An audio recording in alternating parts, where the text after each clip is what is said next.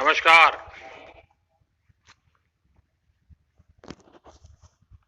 मध्य प्रदेश के मेहनती किसान भाइयों बहनों को मेरा कोटि कोटि प्रणाम। आज के इस विशेष कार्यक्रम में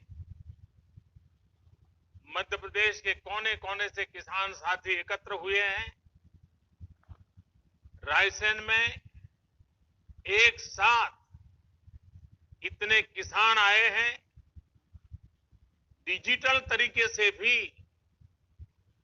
हजारों किसान भाई बहन हमारे साथ जुड़े हैं। मैं सभी का स्वागत करता हूं। बीते समय में ओले गिरने, प्राकृतिक आपदा की वजह से एमपी के किसानों का नुकसान हुआ है। आज इस कार्यक्रम में मध्य प्रदेश के ऐसे 35 लाख किसानों के बैंक खातों में 1600 करोड़ रुपए ट्रांसफर किए जा रहे हैं। कोई बिचौलिया नहीं, कोई कमीशन नहीं, कोई कट नहीं, कोई कटकी नहीं, सीधे किसानों के बैंक खातों में मदद पहुंच रही है। टेक्नोलॉजी के कारण ही ये संभव हुआ है और भारत ने बीते 5-6 वर्षों में जो ये आधुनिक व्यवस्था बनाई, उसकी आज पूरी दुनिया में चर्चा भी हो रही है और उसमें हमारे देश के युवा टैलेंट का बहुत बड़ा योगदान है। साथियों, आज यहां इस कार्यक्रम में भी कई किसानों को किसान क्रेडिट कार्ड सौंपे गए। पहले किसान क्रेडिट कार्ड हर कोई किसान को नहीं मिलता था। हमारी सरकार ने किसान क्रेडिट कार्ड की सुविधा देश के हर किसान के लिए उपलब्ध कराने के लिए हमने नियमों में भी बदलाव किया है। अब किसानों को खेती से जुड़े कामों के लिए आसानी से आवश्यक पूंजी मिल रही है। इसमें उन्हें दूसरों से ज्यादा ब्याज पर कर्ज लेने की मजबूरी से भी मुक्ति मिली है। साथियों, आज इस कार्यक्रम में भंडारण, cold storage, warehousing, cold storage, इससे जुड़े इंफ्रास्ट्रक्चर और अन्य सुविधाओं का लोकार्पण और शिलान्यास भी हुआ है। ये बात सही है कि किसान कितनी भी मेहनत कर ले, लेकिन फल, सब्जियां, अनाज, उसका अगर सही भंडारण न हो, सही तरीके से न हो, तो उसका बहुत बड़ा नुकसान होता है। और ये नुकसान सिर्फ किसान का ही नहीं, ये नुकसान पूरे हिंदुस्तान का होता है। एक अनुमान है कि करीब करीब 1 लाख करोड़ रुपए के फल, सब्जियां और अनाज हर साल इस वजह से बर्बाद हो जाते हैं। लेकिन पहले इसे लेकर भी बहुत ज्यादा उदासीनता थी। अब हमारी प्राथमिकता भंडारण के नए केंद्र, कोल्ड स्टोरेज का देश में विशाल नेटवर्क और उससे जुड़ा इंफ्रास्ट्रक्चर बनाना, ये भी हमारी प्राथमिकता है।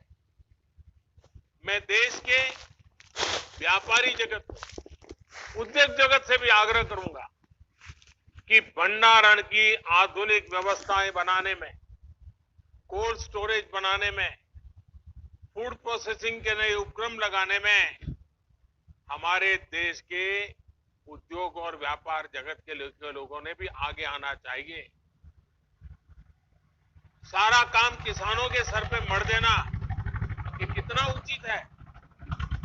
हो सकता है आपकी कमाई थोड़ी कम होगी, लेकिन देश के किसान का, देश के गरीब का, देश के गांव का भला होगा। साथियों, भारत की कृषि, भारत का किसान अब और पिछड़ेपन में नहीं रह सकता।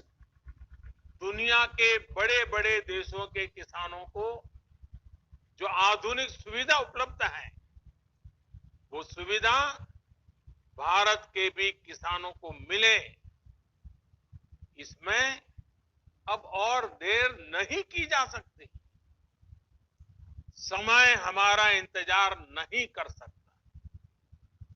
तेजी से बदलते हुए वैश्विक परिदृश्य में भारत का किसान सुविधाओं के अभाव में, आधुनिक तौर तरीकों के अभाव में असहाय होता जाए, ये स्थिति स्वीकार नहीं की जा सकती। पहले ही बहुत देर हो चुकी है। जो काम 25-30 साल पहले हो जाने चाहिए थे, वो आज करने की नौबत आई है। पिछले 6 साल में हमारी सरकार ने किसानों की एक एक जरूरत को ध्यान में रखते हुए अनेक महत्वपूर्ण कदम उठाए। इसी कड़ी में देश के किसानों की उन मांगों को भी पूरा किया गया है जिन पर बरसों से सिर्फ और सिर्फ मंथन चल रहा था।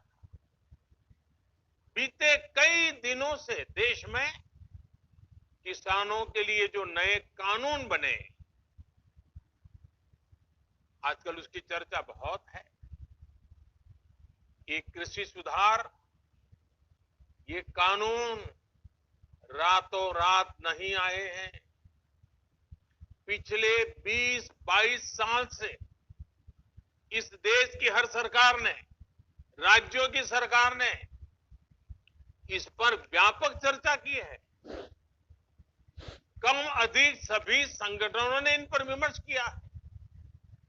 देश के किसानों के संगठन, कृषि एक्सपर्ट्स, कृषि अर्थशास्त्री, कृषि वैज्ञानिक, हमारे यहाँ के प्रोग्रेसिव किसान भी लगातार कृषि क्षेत्र में सुधार की मांग करते आए। सचमुच में तो देश के किसानों को उन लोगों से जवाब मांगना चाहिए जो पहले अपने घोषणा पत्र में इन सुधार करने की बात लिखते थे, वकालत करते थे और बड़ी बड़ी बातें करके किसानों के वोट बटोरते रहे, लेकिन अपने घोषणा पत्र में लिखे गए वादों को भी पूरा नहीं किया। सिर्फ इन मांगों को टालते रहे, क्योंकि किसानों की प्राथमिकता नहीं था और देश का किसान इंतजार ही करता रहा।